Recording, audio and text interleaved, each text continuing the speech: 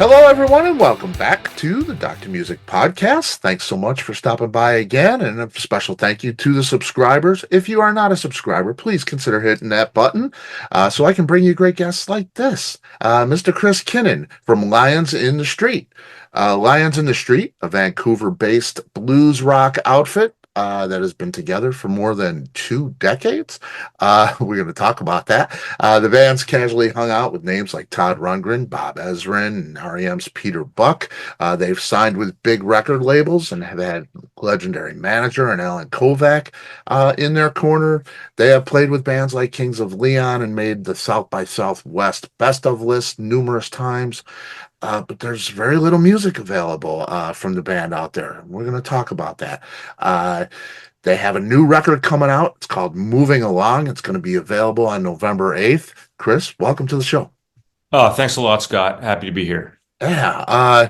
So let's describe the sound of the band. I say I'm always cautious with that because, there's a lot of genre bending stuff out there and, people are, bands get focused on what they want to sound like. Right. I say blues rock. I hear a Foghat meets the Stones thing, which, thrills me to death, actually.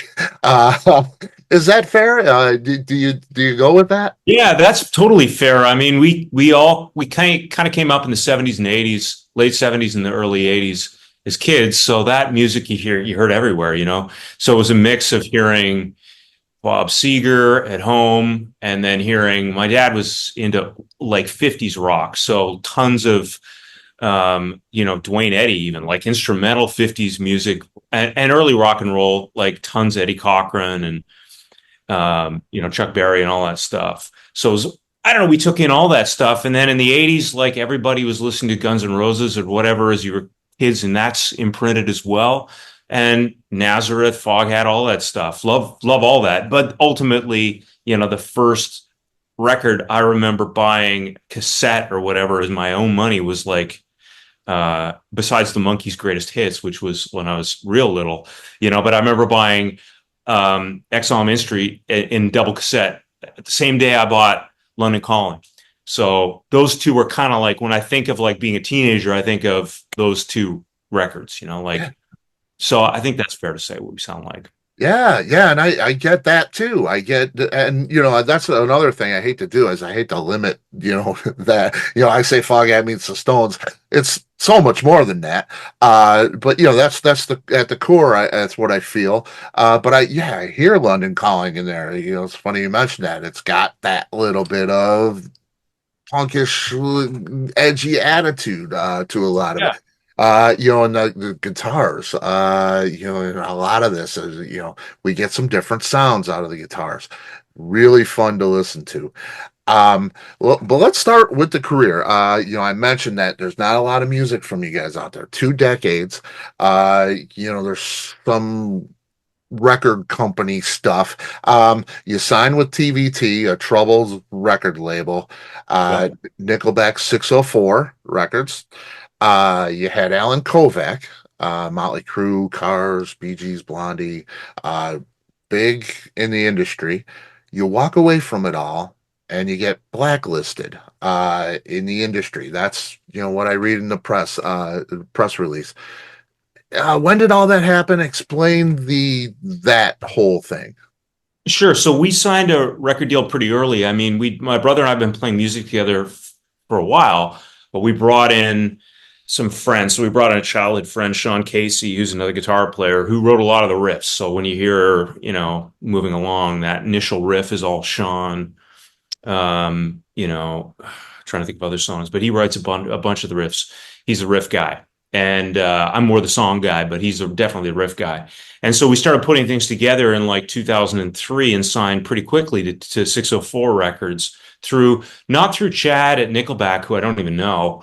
Really met him a couple times, but through their attorney, who was Jonathan Simkin, who was a manager at the same time, who was really kind of the brains behind that operation, getting Default signed to TVT Records. And I think they sold a bunch of records in the US and Nickelback and a bunch of other stuff. Carly Rae Jepsen, I think he got her started. So he's a real smart, competent guy. And he got us in front of a bunch of US labels really quickly. So they'd carve out their deal with Universal Canada was 604 would keep Canada as their territory, Right. which can be pretty lucrative for Canadians because you get the factor money. So you've got a lot of government investment into the arts. So that can work out. And then the US got, sorry, the labels otherwise got the rest of the world. The US labels got the rest of the world. So we showcased, this is like 2004, maybe, when all these labels were still kind of active.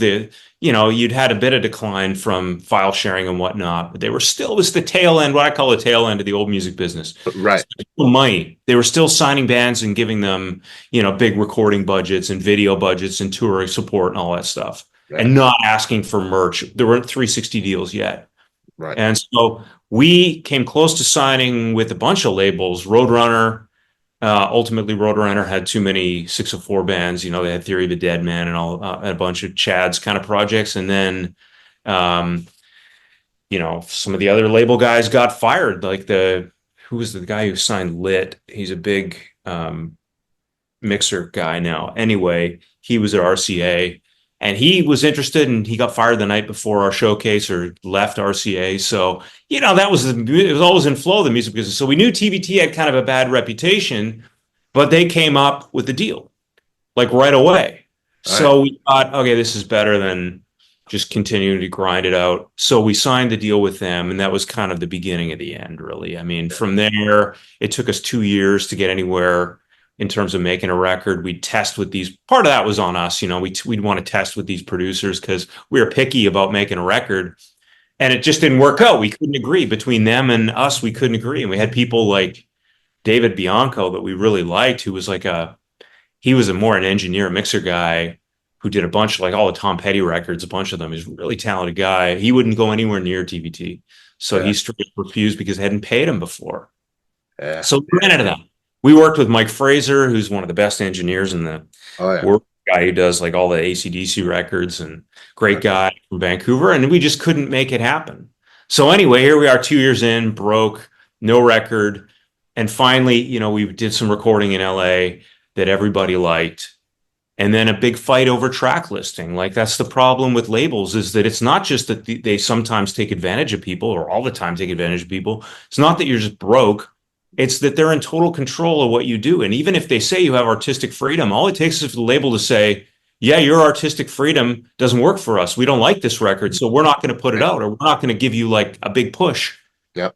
And so at that point, we had Kovac in our corner, which was helpful because Allen's obviously a talented guy, very experienced guy.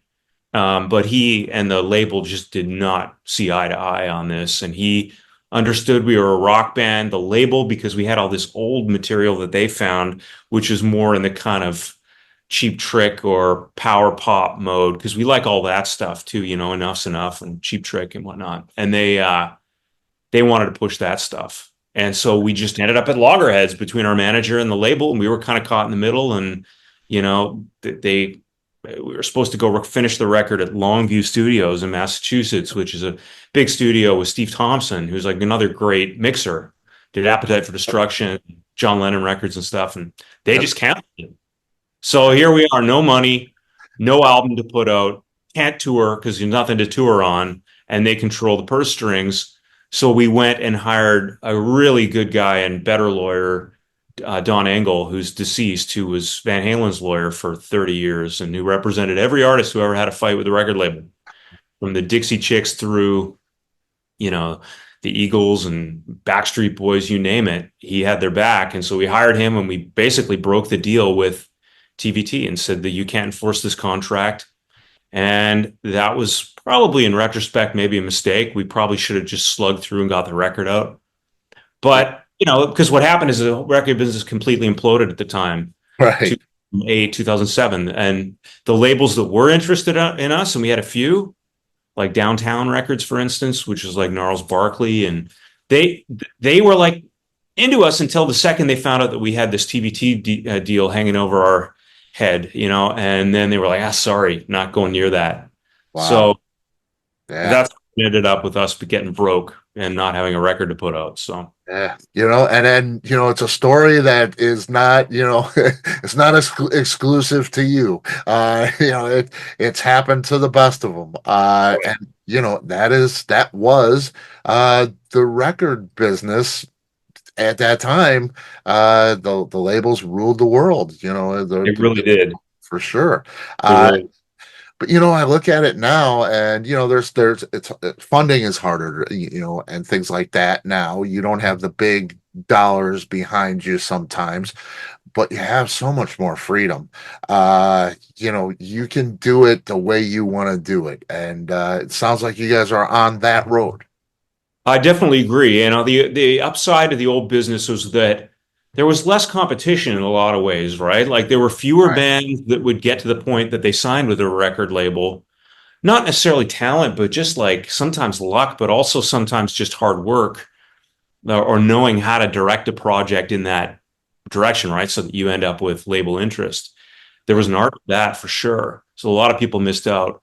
But now the disadvantage is, of course, that there's way more out there Yeah. and there's no real mass culture anymore. Like that's tricky too.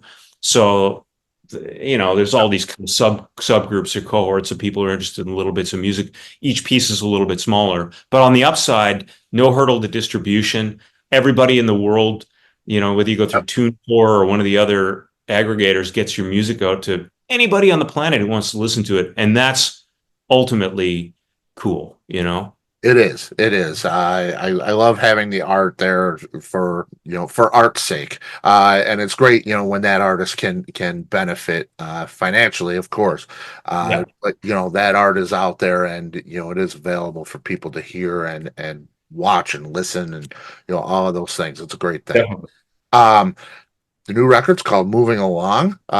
It's ready to be released in November. Does it feel like a first record for you guys? It's got to feel a little bit like a rebirth.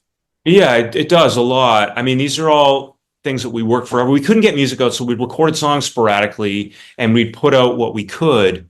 And we did put out like very limited run of like CDs at one point where we had all our songs together, but we couldn't get them mixed the way we wanted. We couldn't get them produced the way we want them. We couldn't get them in the order we wanted. And it was just then like pure mail order stuff, hard copy. Mhm. So we had a tough time getting stuff onto the streaming services for a while. We ended up getting the rights back from TVT, which was great. Yeah. So we've got a few things that we can add to that. And we just re-recorded some things, tweaked some things, remixed, remastered, and it feels like the first album that's like complete, the way we want to do it. So that's a good feeling. But Yeah. Yeah. That's got to be great. For all of that you went through, it's really, this is the way you wanted to do it, the way you wanted it to sound. It's out there, it's going to be out there. exactly. And we've got the advantage is we also got another record that we finished, almost finished with Dave Cobb that's going to come out pretty quick after this one. We've got a live record that we did for Sirius XM that Hey, we put out. So there's a bunch of stuff in there. And then like 30 new songs, which are a little bit different, some of them. We got like what you see with this album is a piece of the band. It's probably the biggest piece of the band for sure. The kind of like open G rock and roll. But there's a whole other side, which, like I said before, is kind of, I don't want to say power pop. That's a weird way to put it, but it's got more of that Beatles influence. So you're hearing the Stones. There's a whole other side that's like Beatles. So that's next. man, can't wait, can't wait to hear it. I see the songs credited to S. Casey, Sean Casey, your guitar player, Yep. C. Kinnon, you, Yep. Yep. A. Kinnon, Jeff's first name, middle name. No, no, no. That's Alex Kinnon. That's my wife, who's a fantastic Look at that. lyricist who comes up with it really is a family band here, but she comes up with a lot of the lyrical hooks. So Fantastic. she's really talented that way. And these songs are like mostly begin with either me writing a song, writing the music and the melody, so the chords and the melody, and then working with her to write the lyrics, or Sean comes up with an awesome riff, like you're He's going the to lose riff guy. one of his riffs, or Lady Blue. He came up with most of Lady Blue. I think I added the chorus on that one, but he had definitely had the melody and the chord changes on the verse. So, he's a great writer too. But it just varies, But Man, that is really cool. Now, does your wife contribute instrumentally, voice? not a Oh, musician at all. Not a wow, musician at all. Like who's the That's Elton John cool. collaborator, Bernie Taupin or something, right? Yeah, Or the yeah. Grateful Dead dude, who's the great, I forget his name, Robert Hunter, right? Like, Okay, yeah. That's it's just a brilliant, lyricist. man. That's got to be great to have that outside ear that isn't involved in the techie kind of the pagination of the chord structures and all that. Um, to come in and just lay it down, lay a feel down. That's gotta be a really nice kind of chemistry there. And Definitely an advantage. Definitely an yeah, advantage. Lots of fights. It's never easy writing songs, like pulling teeth. I always tell people. The odd one you get, like it's easy enough. Like Keith Richards talks about this, how songs are just out there. Like it's like math. You're like an explorer. You're finding something. Like nobody ever creates a math equation. You just discover it, right? It exists. It's in the cosmos or whatever. It's part of the order of the universe, right? Same thing with music. You find these things, they come down to you and you grab them, chord change or a melody or whatever. But the hard work is really turning that into a song, yeah, which like, getting out sometimes a chisel or a scalpel or whatever and turning it into creating lyrics, coming up with something memorable so that it is a song people can sing, because ultimately you got to entertain people. It's not totally self-indulgent. right, And right. that's hard work. So having a partner in that is really helpful. Yeah, that's really cool. That's great. I'm so glad I asked. I was assuming that Jeff was his middle name. And he. That's funny. Yeah. That's great. It's really cool. There's a couple tracks on the record that stand out to me a little bit more than the rest.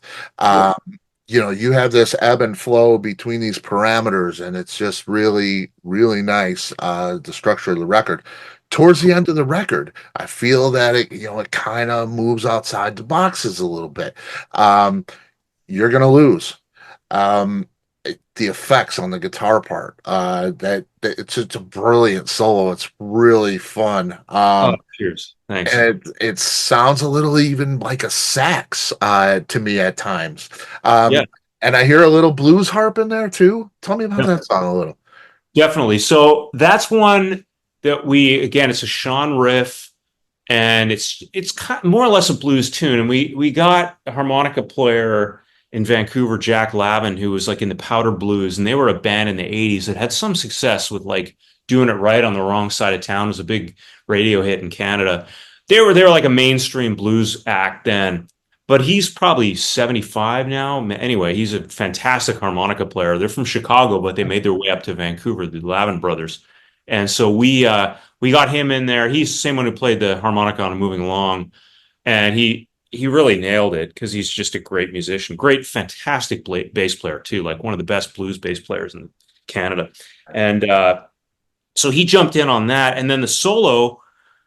That was just kind of like me doing Albert King or Clapton licks, really. But what we did is we found this old trick from Dave Cobb, which is like what you do, the way that the Faces got that cool guitar tone and the way that the Beatles got the tone on like Revolution I was going to say.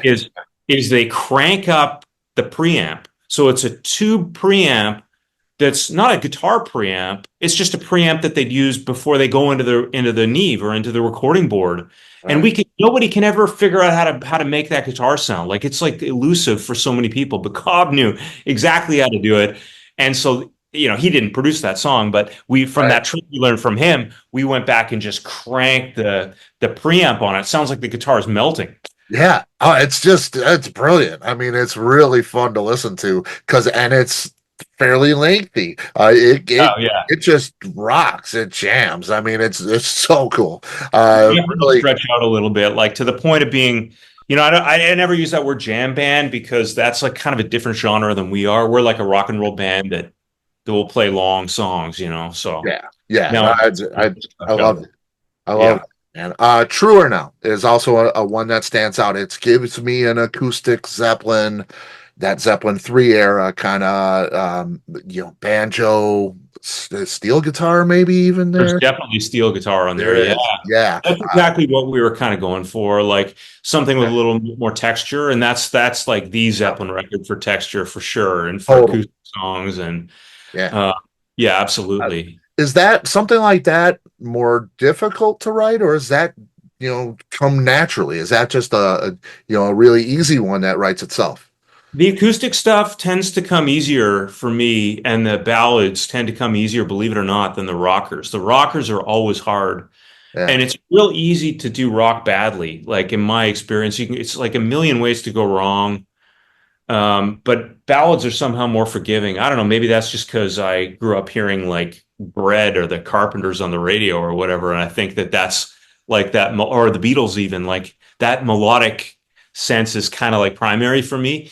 Whereas the rock stuff, Sean is definitely the riff guy on that. I'll come up with some like Shangri-La is another Sean riff too. So that's kind of where he's at. Yeah. Yeah. It's a great chemistry that you guys have. It really is. You got a cool new video out there for Moving Along, the title track. If you love that 50s style hot rod racing thing, you're gonna love this video. There'll be a link, definitely. And I understand it's featured in a movie for Paramount. Tell me about that. Yeah, it just came out. It's called Casino in Ischia. So Ischia is a place in Italy, and it's starring Dominic Purcell. Oh, we got dogs barking here. Must be a movie. But Dominic Purcell was in Prison Break, Uh-huh.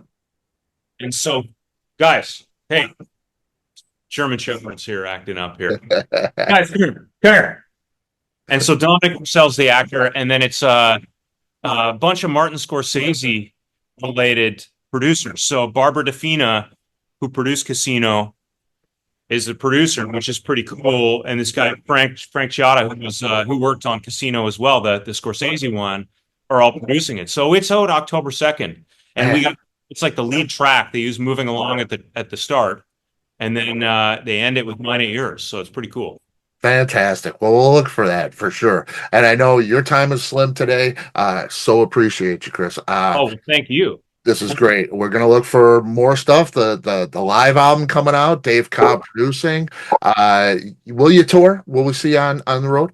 It's funny. Touring's it's so expensive now, and it's so hard. I don't know if you've seen like a bunch of these big acts are canceling their tours. Like Black Keys canceled their entire tour, and it's just the cost of getting out there. And now where we are, the West Coast is a little bit more Smokey. Come here. The West Coast is a little bit better, a little bit trickier rather. Some places, East Coast, man, you can within 500 miles, or 300 miles, you're hitting like 50 million people. Yeah. West Coast being so spread out, so it's a long way to go, and it's very expensive. But we're going to work on a few things. Mostly, like there'll be LA show, Vancouver show, things like. We still got some friends in Bay Area, so maybe some shows there, and see what we can do. But life intrudes, families and jobs and dogs and whatnot. But yep, we know it. We all know it. Yeah. Lionsandthestreetband.com. You can check it all out, and there'll be links down here. Chris, thanks so much. I had so much fun. Thanks. Oh, thanks, Scott. Really had good fun. All right. I'll talk to you soon. You got it. Take it all easy. Right. You too. Bye-bye.